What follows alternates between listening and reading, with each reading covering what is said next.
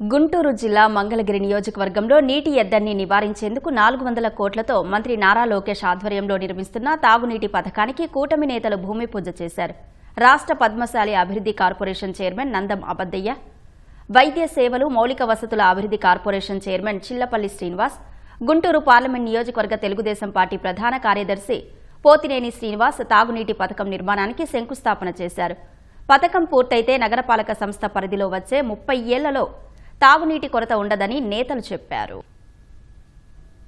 నారా లోకేష్ బాబు గారి కృషితో ఎంటీఎంసీ పరిధిలోని విలీన గ్రామాలతో సహా కలుపుకొని యూడీఐఎఫ్, అమృత్ అలాగే సిఆర్డీఏ సంస్థలన్నీ కలిపి సుమారు 400 కోట్ల రూపాయలతోటి ఈ మంచినీటి ప్రాజెక్టులని ఏర్పాటు చేయటం, ఈ రోజున జనసేన, బీజేపీ, తెలుగుదేశం పార్టీ అలాగే అధికారుల సమక్షంలో ఇక్కడ శంకుస్థాపన చేసుకోవటం చాలా ఆనందించదగ్గ విషయం. భవిష్యత్తులో మంగళగిరి నియోజకవర్గంలో ఎక్కడా కూడా నీటి ఎద్దడి లేకుండా సుమారు 27 ట్యాంక్స్ అలాగే 400 కోట్ల నిధులతోటి 650 డిస్ట్రిబ్యూషన్ లైన్స్ తోటి ఈ ప్రాజెక్టును మొదలుపెట్టాం. ఐటీ శాఖ మంత్రులు శ్రీ నారా లోకేష్ గారు ఈ రోజున మంగళగిరిలో ప్రతి ఒక్క అభివృద్ధి కూడా అంటే ఏదో ప్రగల్భాలు పలికి గత ప్రభుత్వాలు చూసాం మనం.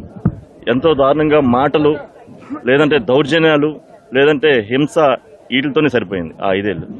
మంగళగిరి నియోజకవర్గం ప్రత్యేకంగా శ్రీ నారా లోకేష్ గారు ఒక 2000 కోట్లతో ఈ రోజున మంగళగిరి నియోజకవర్గంలో అభివృద్ధి పనులకు శ్రీకారం చుట్టారు.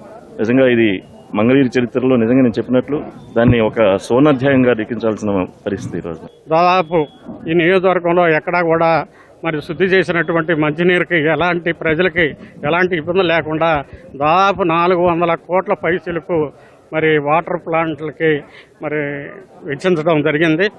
మాటలు కాదు, చేతల్లో చూపిస్తున్నటువంటి ఏకైక నాయకుడు నారా లోకేష్ బాబు గారని ఈ సందర్భంగా తెలియపరుచుకుంటున్నా. మంగళగిరి నియోజకవర్గానికి అన్ని రంగాల్లో కూడా అభివృద్ధి చెందేదానికి వారు కృషి చేస్తున్నందుకు నారా లోకేష్ గారికి ప్రత్యేక ధన్యవాదాలు తెలియపరుచుకుంటూ సెలవు.